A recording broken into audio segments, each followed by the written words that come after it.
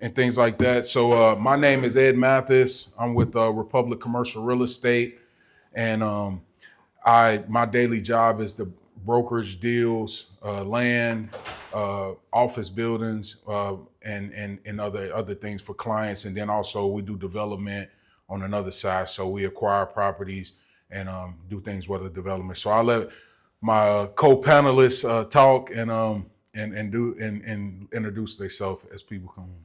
Yeah, my name is Luke Herman. With the port, and I work on the land bank team for the most part. I'm help strategize land bank acquisitions and dispositions. So if you apply to a land bank property, I or my colleagues would be helping you through that process. This work? Yeah. Is this on? I don't Turn think on. that's on. Let me borrow this. Okay, hey, my name is Jeff Martin. I work for a firm called Core Resources. We are a builder developer, and most people know us as a contractor, but we do a little bit of development work, some owner's rep work as well. Do a lot of commercial construction like bars and restaurants and residential. And we often work with the port on housing programs. We're working with them on some work down in Sedamsville currently. My role there is in pre-construction, so I do a lot of cost estimating and making sure our budgets are tight. Our strategy is pretty solid before we move forward on the project. So that's what I do for Core. Thank you, fellas. One thing that I want to just kind of level set, just kind of the differences between your commercial real estate and your residential. So in my world, it's I get a lot of people that are coming, they want to do development or get involved with real estate, and they may have done residential homes, and then they don't understand that commercial is a little bit different of an animal to get involved with. So just to level set, commercial real estate is usually office, retail, industrial, land, mixed uses, anything 4 units and above. And so basically 5 units and above is considered commercial when you go get loans and stuff like that. And then residential is anything 4 units and below. So single family houses, duplexes, triplexes, all that different stuff. So each has their own like unique thing, and you can do either one. I don't do any residential. That's just kind of not my thing. I don't like to argue about the drapes and the colors and the other of the paint. I'm more on the number side, as if it make business sense. But I'll let you fellas let them know which one do you specifically. I know the port covers a lot of different things, but which one are you most comfortable with? And then you can let them know, and then we can kind of dive into this. Yeah, on my side, I'm definitely more at the residential. For the most part, we have the land bank owns and has available for sale around 700 vacant lots, or we also have rehab opportunities. So our website, hamiltoncountylandbank.org, that's where you can do all of our available properties. But that's where anyone can apply to purchase one of our houses or properties to infill or to rehab. Yeah. It's interesting because we do a lot of residential, but it's a mix of residential. So we'll do a lot of real high-end homes out in Indian Hill, for example. So we treat those a little bit differently because it's kind of high customization, high touch. Our work with the port, even though they're residential and they're often one-off projects, we'll do like one single address. We'll convert, let's say was maybe a duplex to a single family. We still treat all of those properties in our process as if it were a commercial project, just because we want to make sure we're accurate with our estimating and our costs. We find the right contractors to execute properly on behalf of the port. And oftentimes there are funding restrictions with some of the port money, and so it requires a little bit of sophistication and a little bit of extra effort to deal with some of those administrative obligations that come with that money, for sure. Perfect. Yeah. So I guess the next thing I would take us to is to kind of dive into more of the process, what you'll be looking for. So maybe let's all talk about a little bit of the way that you go about searching for and hunting down sites, and what do you believe if it's a site that's viable versus one that's not viable for you? Because I know I've heard this when I first got into commercial real estate, that stay away from land that used to be gas stations and dry cleaners, because they got this thing called environmental, that once you start digging into the ground, I mean, you can end up digging to China if you don't pick the right piece of land. And if you jump in it wrong, blind, you run out of money just trying to hit the bottom of that to be able to clean it up. So how do you go about searching and hunting down sites? I've done a lot of business with the port, personally, and from clients, bringing people and representing them on selling sites. So I understand their process is a little bit unique in a way, but how do you guys go about finding sites? I know you say you do a lot of high end as well, but how do you go about getting those sites, getting them ready, and what is the ones that you would take and ones you will kind of let for somebody else to do? Yeah, for sure. So the port manages the land bank, and we really go after tax delinquent and abandoned properties. That's kind of what we're created for. So we will initiate tax foreclosures against the past due taxes on properties and try to acquire them. But usually, when we're going out and looking at those opportunities, they're usually next to our existing inventory or in key neighborhoods that we hope to invest in the future. And we're a little different because we go into neighborhoods that are disinvested. And we go in and then try to bring the market up. So we've done this in places like Walnut Hills and Evanston, and now Sedamsville. But for people that want to come by from the land bank, I would say definitely a lot of the issues with land bank properties is if you do construct something in certain neighborhoods, you won't have it valued at what you've put into the property.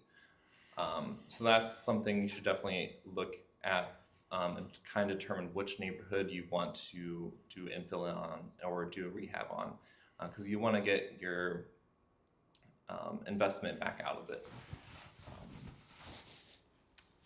And other key things, definitely look at the zoning. Anytime anyone applies to a land bank property, we ask them to make sure that their project meets the zoning criteria. We ask them to reach out to the zoning department in some cases. We want their project to be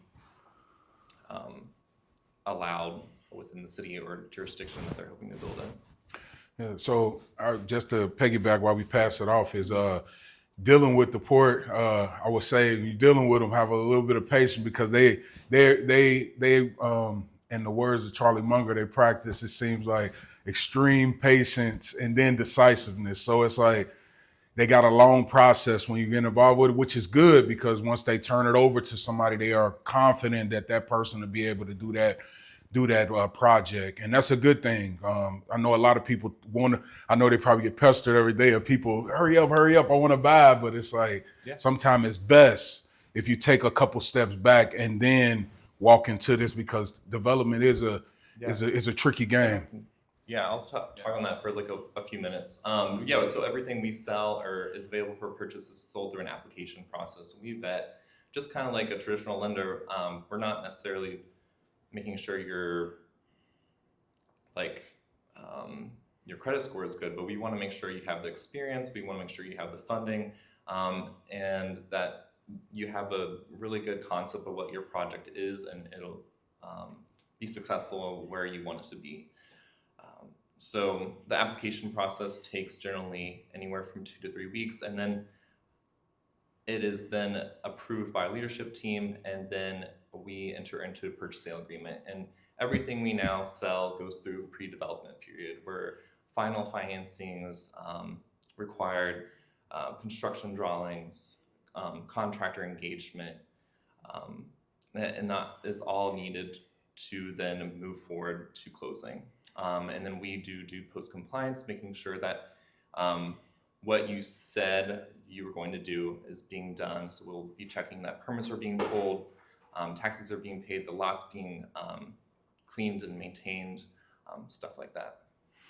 So in your world on that more the higher end side, I know you say you do some stuff with the port and Sedamsville, but I'm intrigued with the higher end stuff because one of my clients that I had did some office space with is Andre Frazier, and he has Frazier Homes, and he was telling me some of the process that he went through. He builds $1 million homes, and he's just like, it's just a whole different process, a whole different world for them to make those decisions to move forward. So what is some of your process with your company? I'll hit on both because the process really is identical. Mm.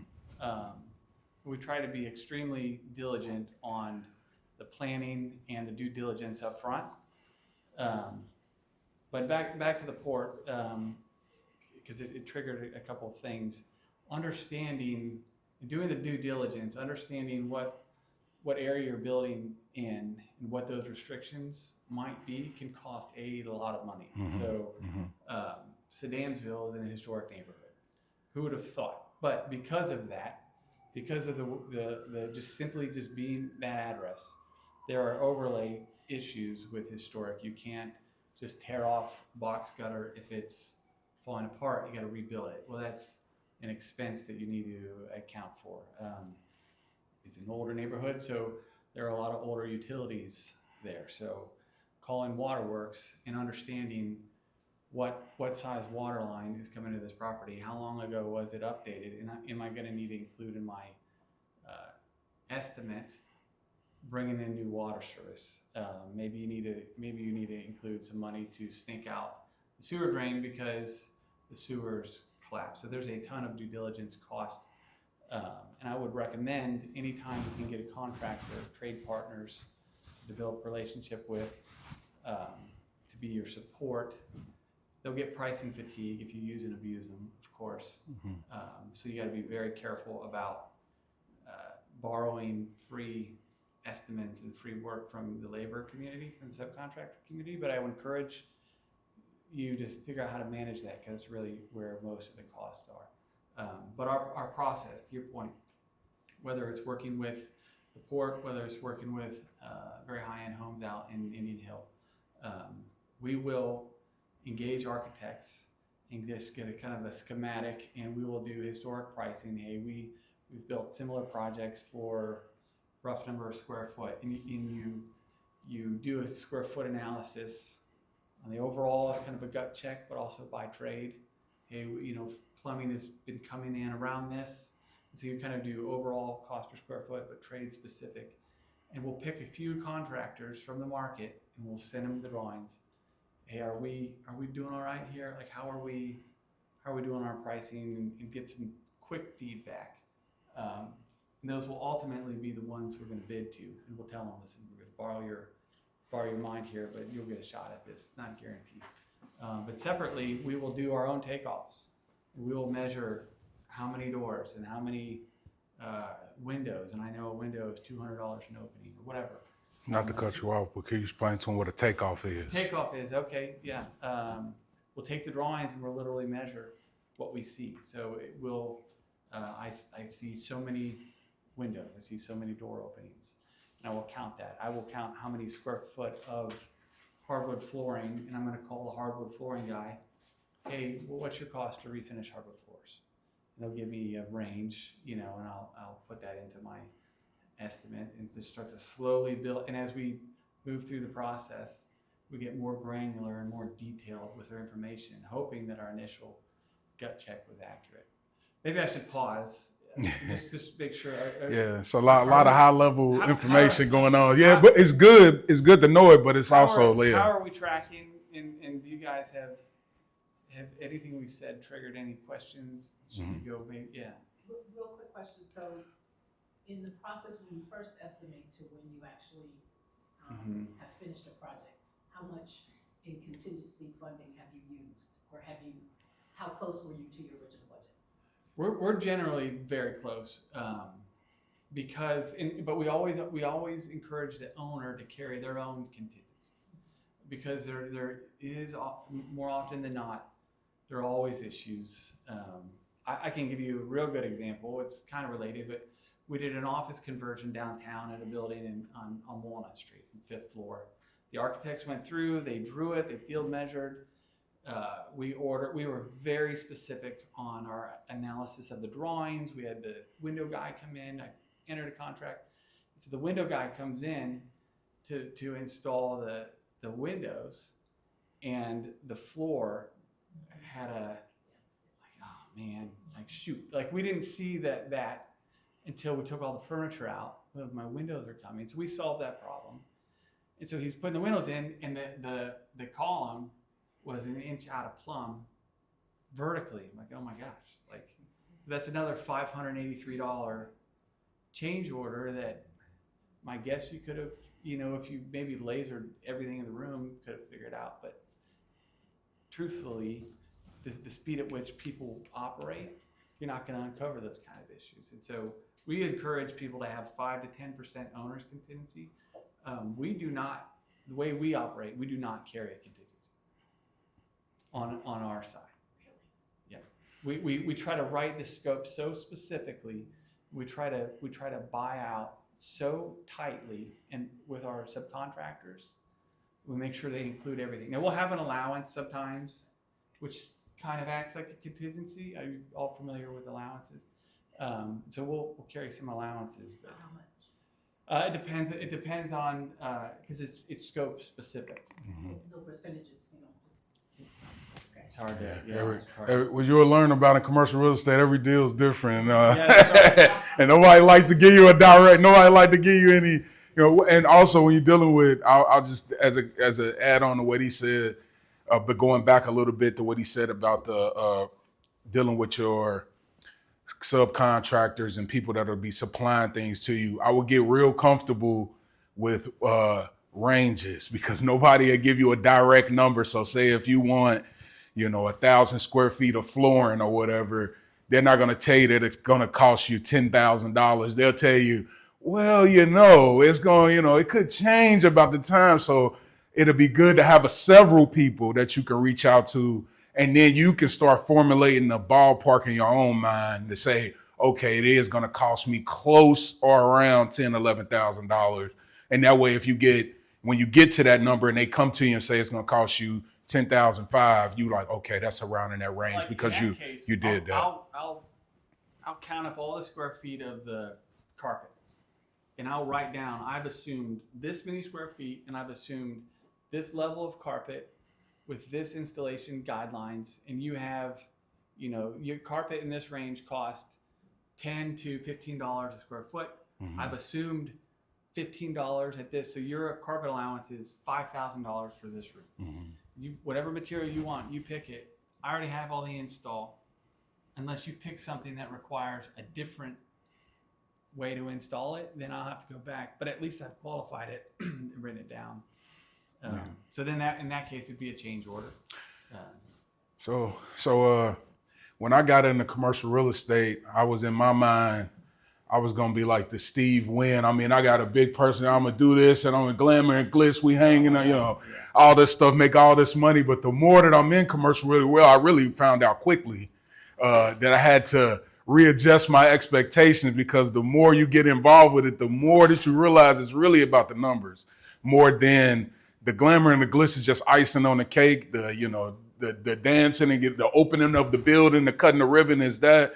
The more of it is really the due diligence periods, and the boring number writing, spreadsheeting of it is really where you make all of your money at in commercial real estate or residential, really. Lose it. Yeah, or lose it if you don't do it right. So if you guys could just talk about some of that process, about some of the things that you need to do during the due diligence period to manage your risk. You can't really get all of the risk out of it, because like you said, you come in there, you think you got it right, and something's an inch off, and now you got to put out extra money for that. But just some of the things that they can kind of take home with them as tools to say, hey, do this when you're going through your due diligence process. If you do these 5 things, you'll be in the range of being in a good space to move forward. When it comes to acquisitions, hire lawyers, go through title, make sure that there's nothing assessed to the property before you acquire it. And especially if you're buying through land bank, we can't guarantee that our title is clear. And if you're going to places like sheriff's sale or The sheriff sale, and that goes to anyway, places like sheriff sale, you just can never know what kind of assessments are going to be on those. So definitely make sure that the liens, there's nothing. Easements are another thing. You can never, sometimes there'll be an easement that's been there on the property for 100 years and you won't know until you run title. Physical, so you definitely want to go see the site in person, especially when you're buying from us or from anyone. They'll say there's a structure, but maybe there's no structure. And in a lot of cases, there might be buried foundations, so you want to see and know about what was there previously, if it is a vacant lot. So, and how that, if that structure was taken down, who did that, and did they take the foundation out, or is it still there? So that's something you need to think about. And that kind of goes in environmental. Once you do have site control, you need to run environmental assessments to see, is it dirty? Can the project continue, and stuff like that. I think that's all for me. So we are seeing more and more scrutiny from lenders not believing numbers. And it's just, maybe you guys are feeling that too, but it's, we were working on a housing program with LAD, is a group that does housing for folks with disability. And a very reputable firm that I work for, and we had real estimates, and we'd walk the properties, and they were partnering with a lender down in OTR, Cincinnati Development Fund, and they just kept asking us over and over, prove this, prove this, prove this, prove this. We don't believe you're not. Like, oh my gosh, you guys. So the more evidence of kind of proof from the contracting community, like what we're seeing is just estimates are not counting anymore. The lenders are want to see actual, like, market proof more and more and more. And it's separately, there's a developer that I know very well. She's trying to build a bunch of homes down in the West End, and her lender reached out to us as core, as a third party kind of gut check on some of their numbers. So we get hired from the lending community too sometimes to verify construction. And so we're seeing it kind of both ways. We're trying to get deals done. We're being asked over and over and over again to verify and validate our numbers. And then we also, for lenders on the backside, evaluate other deals to confirm for them, to give them a level of confidence that they should close on these deals. So I guess the advice is, maybe it's a warning, but be very diligent with contractors and try to get quotes as much as you can to predict these numbers, because the lenders are just getting tighter and tighter with what they're asking for. Yeah, no, so that's good. I appreciate that. And what you were just talking about kind of leads into this next thing, numbers. As I said earlier, numbers is good. From one point, it's good to be able to validate to see if you want to move forward with a deal, but also you got to be able to run the numbers to make sure that the project is viable from a financial point, whether you're going to get money from a bank or whether you need to, whatever your exit plan is, I'm gonna work this property up, fill it up, and then I could be able to sell it. Whatever that is, your end goal for a property, you need to be able to run the numbers. So things like your net operating income, you need to find out your cap rates, your cash on cash returns. All these things are very, very, very important. And also, if you are going to work with a bank to get financing for a project, you got to know those numbers as well, though. You got to know that it's different from a residential if you're going to buy a house to live in versus you getting a house or getting a commercial property. Commercial properties, they want probably 20 to 30% down at a bank. And they could probably want more if you're a little bit on the edge. But and in a residential, I mean, you can probably reach out to the REIT, probably get you one for like 3.5% or something like that. Now, so what are you guys looking at? Yeah. No, I'm talking about down payments. Yeah. So what are you guys looking at as far as putting your numbers together to see if a project is viable. Because I know I did. You guys as the Port Authority had the Bond Hill project, and I put Davis Cookie in there to set off that project to run the numbers on it. So it's like, what do you look at from that standpoint? From like more of a, you guys, I look at you more of like a company that's like, more more stronger in the way that you guys move versus your company. How do you look at putting those projects together? I would say none of our numbers work that well. Usually, It's interesting. Your numbers are kind of weird. They lose on a lot of stuff, and it's kind of really weird. making money on any of our projects. That's kind of what the port's here for. We are always either getting gap financing. Like I said, I was just in the Money Matters session, and we're either partnering with the city to get money, CDF to get money, or sometimes LISC as well. So, but when it comes to people that are applying to buy our properties, we want to see their estimated cost per square foot. We want that to be around $150 to $200 per square foot before we will sell anyone a property. It's kind of crazy. Some people will want to buy one of our properties and put a shed on it. Or they'll come to us and say that they can build a house for $50 per square foot because they're a general contractor, and that's just like unrealistic. I mean, they might work magic. I don't know. So that's something we definitely look at. We look at their cash on hand. We want to see bank statements, and we want to see pre-approval letters from lenders before we move forward with like a new construction project on a land bank lot. And like, hopefully they have those numbers before they even apply or have a general idea. Because they want to be doing market analysis to make sure if what they put in the property, they'll be able to reap the benefits after, and when they go to sell it. So most of our applicants at this point are either purchasing in neighborhoods where we have lots, like Evanston, Walnut Hills, we still have lots. Majority of the lots we're selling are also in townships. So like Springfield Township, Coleraine Township, we have a number of lots up there, but that's generally where banks are more comfortable funding those projects. And that's generally where people will see that return on their investment.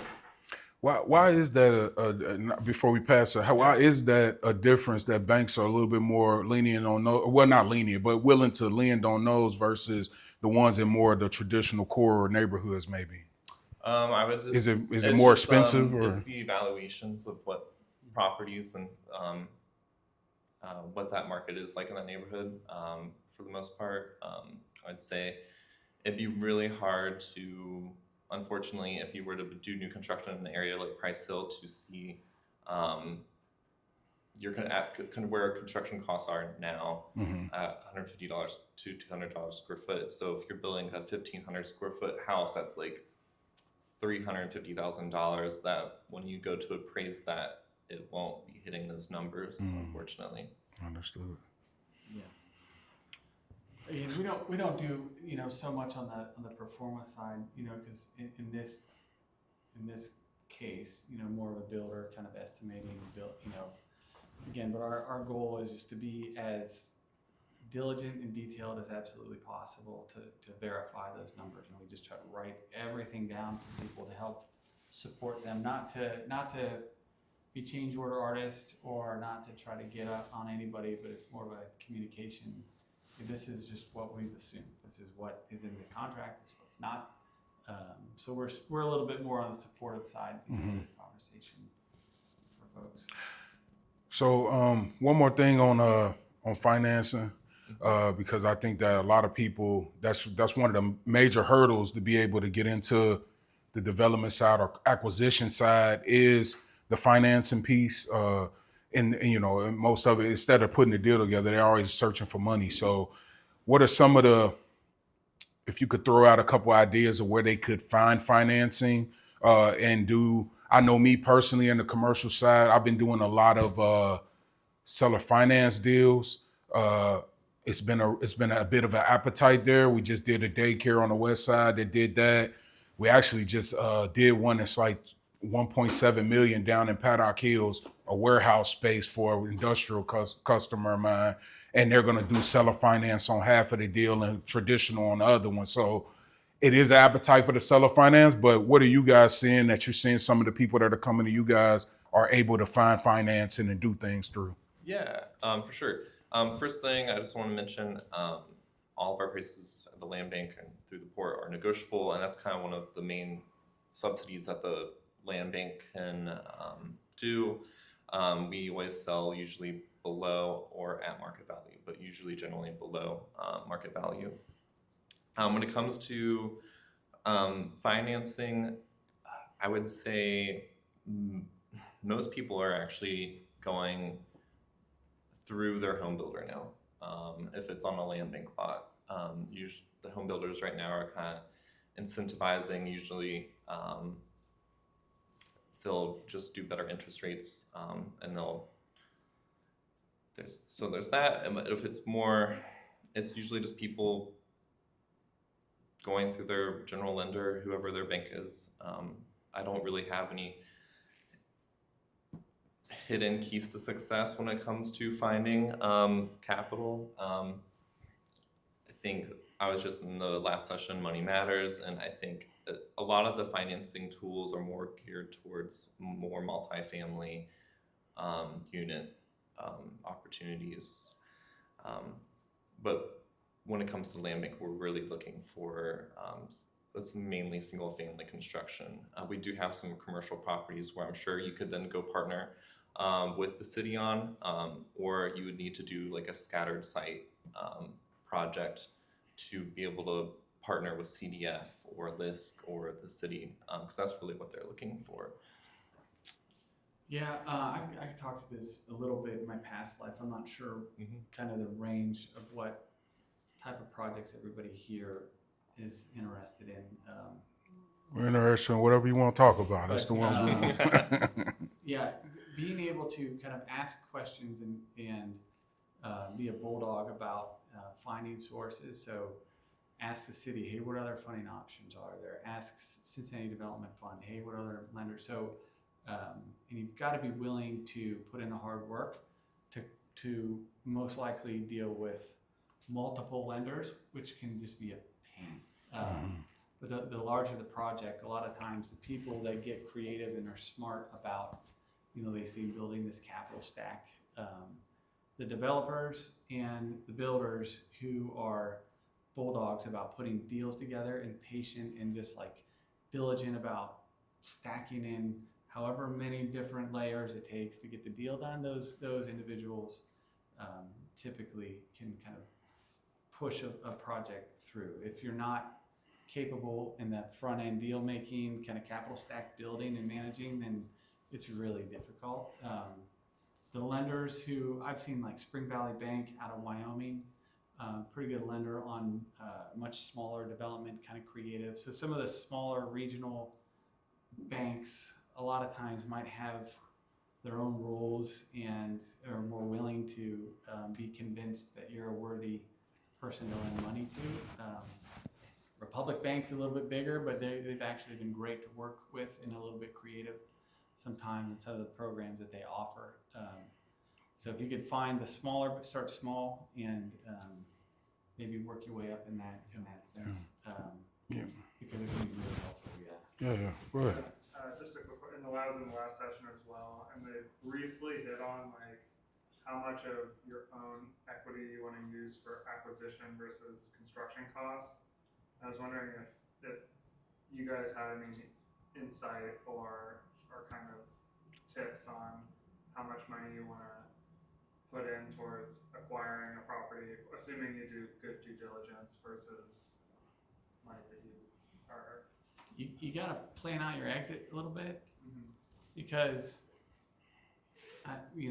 every deal is different, and how are you going to buy and hold, or are you going to try to flip it? Like, it matters. And so I've been a part of deals personally, not professionally, where I try to get as little down as possible. It was a thing, and other people's money, and it's like, well, interest rates changed, and I wanted to refinance, I wanted to sell it, and now I can't get out of it because I didn't have any equity in the in the deal. So I'm like, oh shoot, man, now I'm a little bit stuck. I got to change my strategy here. So it's hard to answer that question other than to say you got to plan out like what's your plan 5 years, 10 years to know, what your exit is. You gotta know what that is, and that'll influence a little bit of the front.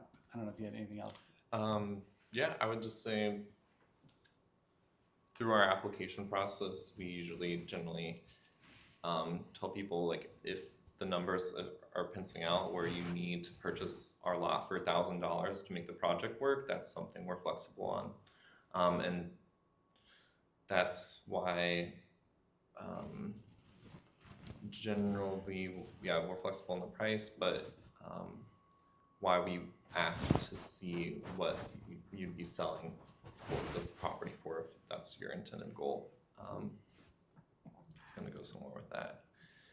Are you Well, residential, that's good. commercial? That's Like, good to what's know that? that Yeah. I got like 7 lots. I'm looking at y'all's. I only got like $1,500. So I could see if you can work it out, pencil it out. Mhm. So what you got in mind? I'm thinking 2 to 4 unit somewhere in the city. Are you? Yeah. Oh no, as if it was the ideal world, would you be holding those for a long period of time? Probably living in one of them. Yeah. So yeah.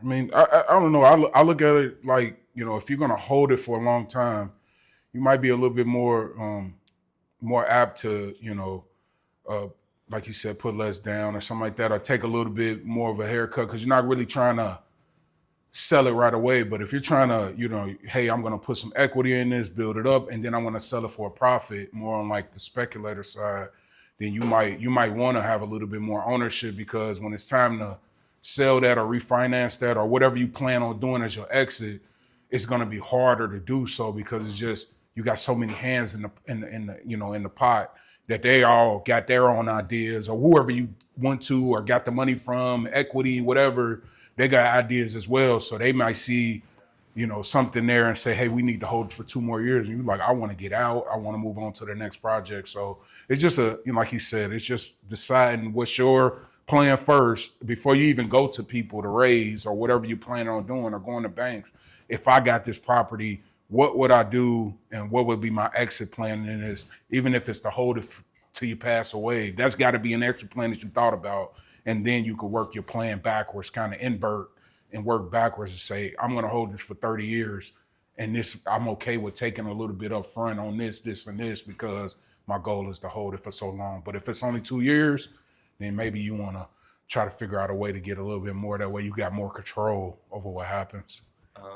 You can't buy and hold land bank properties. You have to develop them within a certain time frame. But I also just, when that goes back to like generally when you do close on the land bank property or buy something from the court, you do pay the full value or the full purchase price at closing.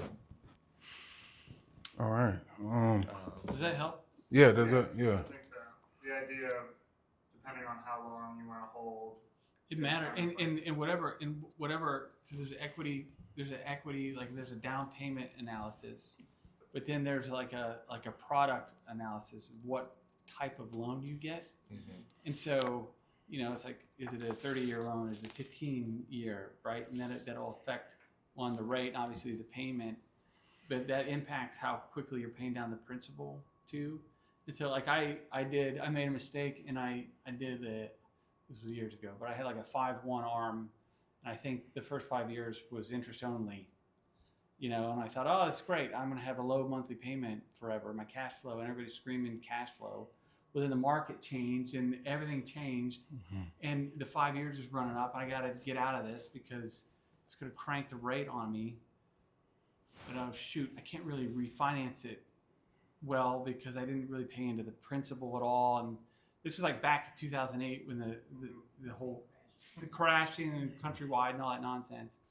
And so you got to be careful on, like, equity is important, but whatever loan product you get really matters. I put a rental property on a 15-year standard mortgage.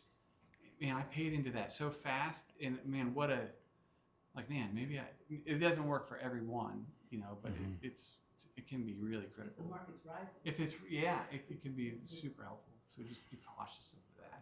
Yeah. Yeah. So now that we kind of covered your acquisition, what to look for, financing, one of the big things if you're going to acquire, like you said, even if you're doing a 4 unit, we got to talk about a little bit of the leasing. So even if you got apartment tenants, office tenants, retail, industrial, even if you bought a piece of land and you end up building on it, you're going to eventually have to, whether you take it over and you become the tenant or someone else takes it over and becomes your tenant to pay off, your property.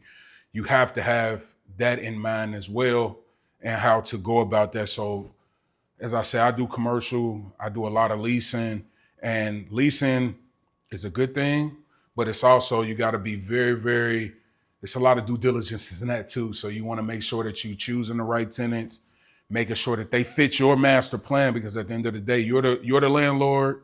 This is your property. It all got to fit into your plan. You don't want to just stick someone in there just because they're willing to pay, and then you end up having an issue down the line. Because I've even seen landlords, I haven't ran into this myself on my properties, but landlords that I've worked for, that we've had options. Let's just say you got a smoke shop versus this, and they're like, well, the smoke shop's ready to go right now, and it's like, in a grand scheme, yeah, they're ready to go right now. But with this, when you go to sell this property down the line, what kind of investors are going to come along and buy this property from you with this quality of tenants inside of it? So it just depends, on my side of it. So I'll turn it over to the fellows here. But I would say on the leasing side for me is to be very, practice extreme patience when you're working with tenants. I know we want to start getting revenue in as soon as possible, and but you want to make sure that the tenants are right and make sure that the tenant mix is right, because that helps you down the line when it's time to unload that property. If you got the right people in place and they're paying the right amount of rent, you can unload it properly. So I'll pass it off to you guys. Does anybody have specific questions on leasing, or I've, I've leased multifamily and single family, and I've worked with CMHA quite a bit, which are a pain in my neck. But there's a value there, and it's guaranteed income. A pain in my neck, for sure. But I'm happy to talk about it. I've done commercial leasing as well, restaurants and condo stuff. But to echo what you said, yeah, it's really critical. I personally try to put as much in the lease as possible so I don't have to deal with it. Mm-hmm. Clean out the gutters, mow the yard, like all that kind of stuff. So the more you can get into the lease, the better. Even as small of like plumbing clogs, because who knows what these people are going to put down the drains, and I don't want to be dealing with that kind of stuff. So I always err on the side of that. I prefer single family instead of multifamily, just because there's tenant issues and everybody's arguing about who's parking where and taking trash out. Yeah, I hear you on that. But I've had to deal with that as Yeah. well. And but Yeah. So it's just something to keep in mind, because if you're going down that process, you will eventually have to run into tenants, and you have to work with those people that you're leasing to, and it's just a good thing to keep in thought process when you're going through the acquisitions and stuff. So we'll move on. I know we're getting close to the time, but let's talk about let's leave on the upbeat. Let's go to scaling up. Everybody wants to, if you buy one, you want to buy 10. You want to keep going and make as much money and have as many property as possible. So let's talk about what you've seen, people that's coming to the port, buying them and being able to scale up. And let's talk about yours. And then I'll leave on mine, and then we can open up for a little bit more questions that you may have on your mind, period. Whether it's about this stuff that we talked about or other things you may have on your mind about the acquisition world, and then we can close it out. Yeah, for sure. So in general, you'll need one successful project with us before we would sell you another project or another property, or be like the majority of the way done. And then we can have conversations about buying multiple lots. We've had one developer buy 7 lots from us in places, neighborhoods like Evanston, and we can, and they've continued their success so far. And yeah, and then other ways to scale up. I mean, you can then just move up to rehabbing and just being a general contractor from there, and you can use land bank properties for that, or um, other sources of like land. I mean, you can really just go up to any or find any private property owner and ask them to kind of like buy their land if you really wanted to, but it's kind of hard to do that. I would say patience. Everybody thinks they're gonna get rich quick. Yeah, It's everybody a- thinks they're, I think I'm it's- Steve Wynn or something, Man, you it's a get out there it's running a long around. game for sure. And I'm not wealthy. I'm not saying this, from like that All I wealthy am, people but say that too. yeah.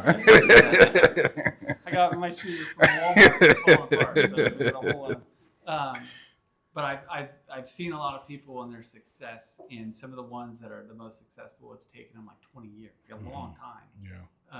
And I so agree. it's important to, I guess, remind, but to scale, I've seen folks develop really good relationships with contractors, because you're going to save a lot of money if you can have the right team that you can trust, that does good work over and over again, that you can rely on.